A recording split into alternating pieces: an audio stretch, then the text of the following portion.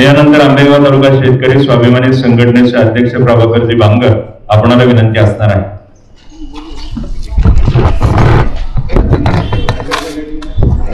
शेतकरी बांधवांनो, सर्वप्रथम सगळ्यांची मी दिलगिरी व्यक्त करतो। ट्रॅफिकमुळे साहेबांना यायला उशीर झाला आणि आपण सगळी मंडळी सकाळी 9-9:30 पासून या ठिकाणी ताटकळत आहात। ऊन फार झालेला आहे, परंतु आता आपण पहिलेही एवढे तापलेलो आहोत, त्याच्यामुळे या उन्हाची सुद्धा आता आपल्याला परवा राहिलेली नाही, कारण आपली अवस्थाच एवढी बिकट करून ठेवलेली आहे। मी ज्या वेळेला सुरुवातीला काही शेतकऱ्यांनी माझ्याशी चर्चा केली आणि मी हळूहळू सगळ्यांकडे जात होतो। मागच्या 4-5 दिवसामध्ये रात्री 12-1 वाजता मी घरी जायचो। माझा आवाज सुद्धा आता या ठिकाणी बदललेला आहे। अनेकांशी बोलताना अर्धा तास 1 तास मी चर्चा करत होतो। साहेब, इथली परिस्थिती खूप भयानक आहे आणि लोक दबावाखाली आहे। मला सगळ्यांना विनंती करायची आहे, हे बघा, जो जन्माला येतो ना तो एक दिवस मरणार असतो, हे लक्षात ठेवा। कोरोनामध्ये भले भले मेले, ज्यांच्याकडे लाखो करोडो रुपये होते त्याचा सुद्धा उपयोग झाला नाही, ते सुद्धा मेले। मरण आपल्या हातात नाही, पण एक लक्षात घ्या, काही गोष्टी आपल्या हातामध्ये आहे। आपण जर अशीच एकजूट ठेवली ना, आता मगाशी सांगितलं, या राज्यामध्ये सगळ्यात डेंजर विषय असेल तर तो ऊसाचा विषय आहे आणि सगळे कारखानदार हे राजकारणी आहेत। आमदार, खासदार, मंत्री या सगळ्या लोकांच्या हातामध्ये साखर कारखाने। त्या साखर सम्राटांना वठणीवर आणण्याचं काम राजू शेट्टी साहेबांनी केलंय आणि त्यांना साथ देण्यासाठी आमच्यासारखी मंडळी सुद्धा साहेबांचा आदेश आला ना, आम्ही जीवाची बाजी लावायला त्या ठिकाणी तयार असतो। म्हणून हा गुणधर्म प्रत्येकाच्या मनामध्ये आला पाहिजे। जीव गेला तरी चालेल, लाचार बनून जगायचं नाही, स्वाभिमानानं जगायचंय। एक लक्षात ठेवा, या ठिकाणाहून फक्त जाताना प्रत्येकाने ही शपथ घ्या, मी पहिला शेतकरी आहे, मग कुठल्या पक्षाचा कार्यकर्ता असेल, आपण सगळे पहिले शेतकरी आहोत याची जाणीव प्रत्येकाने ठेवा। आज माझ्यासारखा कार्यकर्ता मला सांगा, तुम्ही काय आमच्या झेडपीच्या मतदारसंघात नाही, काय नाही, तरी सुद्धा, किंवा मला काही लगेच आमदारकी लढवायची नाही म्हणून मी इथं आलोय, अशातला भाग नाही। आम्ही खिशातली पदार्पण करतो, रात्रीचा दिवस करतो, जीवाचं रान करतो। मला सांगा, आम्ही हे सगळं कशासाठी करतोय? तुमचं दुःख आम्हाला सहन होत नाही, परंतु एक लक्षात घ्या, एकटा दुखता माणूस, मी प्रत्येक वेळेला बोलताना सांगितलं की काहीच करू शकत नाही। एकीची ताकद मोठी आहे। आज हे सगळं समाज बघितल्यानंतर समोरच्यांना धडकी भरली असेल की आता काय होणार, पण मी सांगतो, ज्या व्यक्तीला आम्ही या ठिकाणी आणलेलं आहे, राजू शेट्टी साहेबांनी आजपर्यंत भल्या भल्यांना जागेवर आणायचं काम केलेलं आहे। तुमचा प्रश्न फार अवघड आहे असं समजू नका। आणि मी मागाशी पण साहेबांशी बोलताना सांगितलंय, अनेक शेतकरी मला सांगत होते 50-60% बटाटा आता विकला गेलाय आमचा 110 रुपयांनी, 20 रुपयांनी, आता काय करायचं, कार्यक्रम घेऊन काय होणार आहे? मी सांगितलं, पायापाशी बघू नका, दरवर्षी तुम्हाला बटाटा लावायचा आहे काय? ठीक आहे, आता काही गोष्टी हातातून गेल्या जरी असल्या, पण येणारा काळ आपल्या हातामध्ये आहे। आणि मी साहेबांना विनंती केली आणि आता मला वाटतं बोलणाऱ्या वक्त्यांनी सुद्धा मागणी केली की मे महिन्याच्या शेवटच्या आठवड्यामध्ये साहेब, जशी ऊसाची ऊस परिषद आपण जयसिंगपूरला, कोल्हापूरला घेता आणि त्या ठिकाणी आपण आपली भूमिका ठरवतो की या वर्षी ऊसाला काय भाव घ्यायचा आणि काय रणनीती असते आपली, आपण त्या ठिकाणी सगळ्या शेतकऱ्यांना विचारून त्या ठिकाणी जाहीर करतो। त्याच पद्धतीची भूमिका या पुढच्या काळामध्ये दरवर्षी मे महिन्याच्या शेवटच्या आठवड्यामध्ये या ठिकाणी सातगाव, पठार आणि आजूबाजूची खालची जी गाव आहे की त्या ठिकाणी देखील बटाटा लावला जातो। त्या सगळ्या शेतकऱ्यांना या ठिकाणी, आणि शक्यतो आपण थोडी संध्याकाळची वेळ घेऊ, काय होतं उन्हात आणत उगाच तुम्हाला तळपट ठेवणं बरं वाटत नाही। संध्याकाळच्या वेळेला हातातलं काम सोडून आपण सगळी मंडळी त्या ठिकाणी या आणि त्या ठिकाणी आपण सविस्तर त्याच्यावर सगळी चर्चा करू। बियाणं काय भावाने घ्यायचं, काय करायचं, बाजारभाव काय घ्यायचा, खतं कशी घ्यायची, तुम्हाला कर्ज कसं उपलब्ध करून द्यायचं, काय करायचं। कारण अनेक शेतकरी हुंडेगिरीवाल्यांचा विषय येतो, सगळ्यांची आर्थिक परिस्थिती सारखी नाही। अनेक शेतकरी हे गरीब आहेत, त्यांना नाईलाजाने हुंडेगिरीवाल्यांच्या दारात जावं लागतं। परंतु मला हुंडेगिरीवाल्यांना सुद्धा विनंती करायची आहे, अरे बाबांनो, तुम्ही सुद्धा शेतकरी आहात। मी तर हुंडेगिरीवाल्यांशी सुद्धा बोलताना सांगितलं, आमचं भांडण तुमच्याशी पण नाही, आमचं कंपनीशी पण भांडण नाही, पण जरा तरी थोडंसं जनाची नाही पण मनाची थोडी वाटू द्या। अरे 3 वर्ष झाले, गेल्या वर्षी पावसानं प्रचंड नुकसान झालं, सगळं पीक शेतामध्ये खराब होऊन गेलं। सरकारने पंचनामे केले, तुटपुंजी मदत दिली. त्याच्या पलीकडच्या वर्षी सुद्धा चांगला भाव आम्हाला मिळाला नाही आणि या वर्षीची परिस्थिती तर त्याच्यापेक्षा वाईट आहे. सलग 3-3 वर्ष आमचा शेतकरी त्यामध्ये अडचणीमध्ये सापडलाय. अशीच परिस्थिती जर सातगाव पठारावर सातत्यानं राहिली तर या भागामधल्या शेतकऱ्याला आत्महत्या करण्याशिवाय पर्याय राहणार नाही. आणि ही परिस्थिती लक्षात आल्यानंतर आम्ही हा सगळा जीवाचा आटापिटा केला आणि साहेबांना विनंती केली, साहेब या शेतकऱ्यांना आता आमचे लोकप्रतिनिधी न्याय नाही देऊ शकत.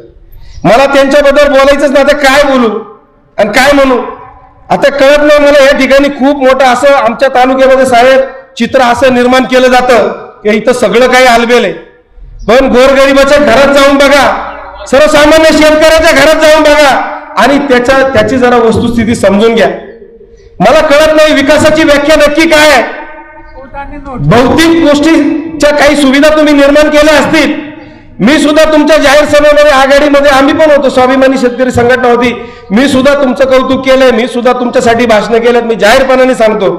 परंतु या गोष्टी म्हणजे विकास नाही हो. आमची विकासाची व्याख्या वेगळी आहे, तुमची विकासाची व्याख्या वेगळी आहे. एखादा रस्ता झाला, एखादी इमारत उभी राहिली म्हणजे विकास झाला असं नाही हो. आमचा शेतकरी राबराब राबतोय, कष्ट करतोय, काबाड कष्ट करतोय. तो कशासाठी करतोय का मी ज्या शेतामध्ये पीक घेतलंय त्या पिकातनं 2 पैसे माझ्या हातामध्ये येतील आणि त्याच्यातनं मी काहीतरी करीन, माझ्या मुलांचं शिक्षण करीन, माझ्या घरात कोणी आजारी पडलं तर त्याला चांगल्या डॉक्टरकडे नेईन, बाकीच्या सगळ्या गरजा मी त्याच्यातून पूर्ण करीन. परंतु नाही हो, प्रत्येक वेळी त्याच्या नशिबी निराशाच येते. तुम्ही कधी शेतकऱ्याच्या बाजारभावाच्या संदर्भामध्ये बोलला का हो? तुम्ही कधी शेतकऱ्याची ही सगळी पिळवणूक पाहिली का हो? तुम्ही गोरगरिबाच्या झोपडीमध्ये कधी गेला का हो? त्याचं दुःख कधी समजून घेतलं का? जोपर्यंत तुम्ही सर्वसामान्य माणसाच्या घरामध्ये जात नाही, त्याचं दुःख समजून घेत नाही, तोपर्यंत या ठिकाणचा विकास झाला असं आम्ही मानत नाही. मला सांगा, हे लोकांना वेळ लागले का हो? मागाशी कोणीतरी सांगितलं, अहो राजकीय पक्षाची सभा जर असेल, भाड्याने लोक 200 रुपये महिलांना रोज देतात, ढाब्यावर जेवायला देतात आणि गाड्या पाठवतात आणि या म्हणतात सभेला, तरी लोक येत नाही. आज का आले? अहो यांचं कुठंतरी पोटामध्ये पीळ पडला, यांचं कुठंतरी दुखतंय, हे समजून घ्या. शेतकरी आता पुरता हवालदिल झालाय, तो वैतागलाय, हे तरी समजून घ्या. हे उगाच नाही आले सगळे, हे एका भाबड्या आशेनं आलेत. आणि साहेब आपल्या नावाची जादू फार मोठी आहे, अनेकांनी सांगितलं. आणि खरोखर मी तुम्हाला सांगतो, ज्या वेळेला मी प्रत्येकापर्यंत जात होतो आणि पर्सनली बोलत होतो, लोकांमध्ये चर्चा करत होतो, मी लोकांना शब्द दिलाय साहेब तुमच्या वतीनं, म्हणलं राजू शेट्टी साहेबांना या ठिकाणी आणि ही राजकीय सभा नाही, राजकीय पुढाऱ्यांसारखं फक्त निवडणूक आली का आता पाणी येणार, अमकं होणार, तमकं होणार असं आश्वासन देणाऱ्यापैकी आम्ही नाही. लक्षात घ्या, आम्ही जर एखादा प्रश्न हातात घेतला तर तो तडीच नेल्याशिवाय मागे हटत नाही. परंतु हे सगळं करताना माझी तुम्हाला हात जोडून कळकळीची विनंती आहे, पक्ष राजकारण बाजूला ठेवा, मी शेतकरी आहे ही जाणीव ठेवून आणि मला न्याय मिळवायचा आहे. मगाशी कोणीतरी सांगितलं, जर आपल्या शेतात पिकलं तरच आपलं कुटुंब चालणार आहे, तसं चालणार नाही. कुठला राजकीय पक्षाचा नेता काय महिन्याला मनी ऑर्डर करणार नाही 2-5 हजाराची तुम्हाला, हे तुमचं कुटुंब चालवायसाठी जरा पाठवतो, लईच माझ्यासाठी काम केलंय तुम्हाला. आपल्या शेतात पिकवू, आपण कष्ट करू, आपण त्याच्यातनं जे पैसे येतील त्याच्यावर आपलं कुटुंब चालत असतं, याची जाणीव प्रत्येकाने ठेवा आणि तुमच्या एकीची ताकद फक्त ठेवा. आणि ही एकजूट जर तुम्ही ठेवली ना, सातगाव पठारच्या जनतेला न्याय दिल्याशिवाय राजू शेट्टी साहेब शांत राहणार नाही आणि आम्ही शांत बसणार नाही. आम्ही तुमच्यासाठी जीवाची बाजी लावायला तयार आहे, फक्त तुम्ही एकजूट कायम ठेवा. सगळे मुद्दे बाकीच्या लोकांनी घेतलेले, मलाही बोलायचं होतं खूप, परंतु आता सगळ्यांनी सगळे मुद्दे घेतलेले आहेत. साहेब याच्यामध्ये प्रामुख्याने बटाट्याच्या संदर्भातला मुद्दा आहे. या ठिकाणी कंपनी असेल, हे हुंडेकरीवाले असतील, हे सगळे लोक संगनमतानं या ठिकाणी शेतकऱ्यांची पिळवणूक करतायत. मी अनेक शेतकऱ्यांशी बोललो, त्याच्या संदर्भात आपण बोला. या ठिकाणी शेतकऱ्यांना सुरुवातीचं भांडवल खूप मोठं असतं, बियाणं घ्यायचं असतं, खतं घ्यायची असतात, त्यावेळेला त्यांना कर्ज उपलब्ध होत नाही. माझं तर म्हणणं आहे बिनव्याजी कर्ज शेतकऱ्यांना त्या ठिकाणी मिळालं पाहिजे, म्हणजे कोणाच्या दारात जायची जास्त शेतकऱ्यांना वेळ मिळणार नाही. त्यासाठी आपण प्रयत्न करा. बटाटा पिकाचा पीक विम्यामध्ये समावेश करा. अशा अनेक गोष्टी बाकीच्यांनी पण मांडल्या, ते मुद्दे मी मांडणार नाही. या ठिकाणी लाईटचा सुद्धा प्रश्न फार मोठ्या प्रमाणात गंभीर आहे. परवा मी शैलेश गीते साहेबांना त्या ठिकाणी बोलवलं होतं, घोडेगाव विभागाचे. त्या ठिकाणी सुद्धा आपल्या सबस्टेशनवरती लोड आहे, त्याचा प्रस्ताव त्यांनी पाठवलेला आहे. आता काय झालंय, आपल्या भागामध्ये वस्तुस्थिती अशी आहे, स्पष्टपणाने बोलायला काही हरकत नाही, थोडंसं आपला हा जो सीझन आहे सगळ्यांच्या मोटारी चालू असतात, आकडे पण टाकलेले असतात, शेतकऱ्यांना काही कोणी त्रास देत नाही. परंतु सध्या अडचण आहे आपल्या डिप्यांवरती सुद्धा ओव्हरलोड आहे मोठ्या प्रमाणामध्ये. तर त्या ठिकाणी सुद्धा नवीन डिप्यांचं सँक्शन किंवा ॲडिशनल डिप्यांचे प्रस्ताव सुद्धा त्यांनी त्या ठिकाणी तयार केलेले आहेत. थोडा वेळ आपण त्यांना देऊ, ते म्हणले मी 1.5 महिना आलोय, पण मी पहिलं सांगितलं आम्हाला मोर्चा बिरच्या काढावं लागेल असं तसं.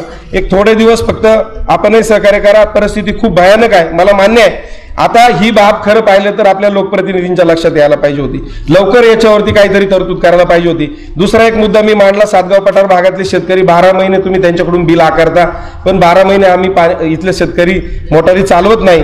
त्यामुळं त्या बाबतीत सुद्धा आपण त्या ठिकाणी निर्णय घ्यावा आणि त्यांनी पण ते मान्य केलेलं आहे. तो पण विषय आपण पाठपुरावा करू.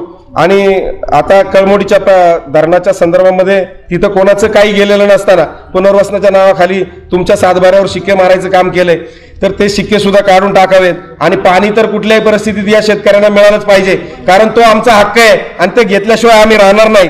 दुसरा मुद्दा, या ठिकाणी बोगदा जाणार आहे, त्यामुळे काही लोकांची भीती अशी आहे की या ठिकाणी बोगदा जर का केला तर पाणी विहिरीचं जाण्याची शक्यता आहे. तर त्या संदर्भामध्ये सुद्धा त्याचा विचार व्हावा, ही पण मागणी आहे. वेळ खूप झालेला आहे, साहेबांचे विचार आपल्याला ऐकायचे आहेत आणि निश्चितपणाने साहेब आपल्याला न्याय देतील. आपण सगळे मंडळी या ठिकाणी उन्हातानामध्ये अनेक वेळापासून ताटकळत उभे आहात. मी पुन्हा एकदा आपल्या सगळ्यांना मनापासून धन्यवाद देतो, आपले आभार मानतो. आणि सगळ्यात महत्त्वाचं म्हणजे लोकशाहीचा चौथा स्तंभ आमचे पत्रकार मित्र सातत्यानं राजू शेट्टी साहेबांचा कार्यक्रम कुठेही असू त्या ठिकाणी येत असतात. आपल्याला देखील मनापासून धन्यवाद देतो, कारण या प्रश्नाला खऱ्या अर्थानं वाचा फोडण्याचं काम जर कोण करत असेल तर आमचे पत्रकार बांधव करतात. तुम्हाला देखील मनापासून धन्यवाद आणि या ठिकाणी थांबतो. जय हिंद, जय महाराष्ट्र. नवनवीन आणि ताज्या घडामोडींसाठी महाराष्ट्र जनभूमी न्यूजला सबस्क्राईब करा. त्याचबरोबर बेल आयकॉनवर क्लिक करा आणि मिळवा आमच्या बातम्यांचे नोटिफिकेशन्स.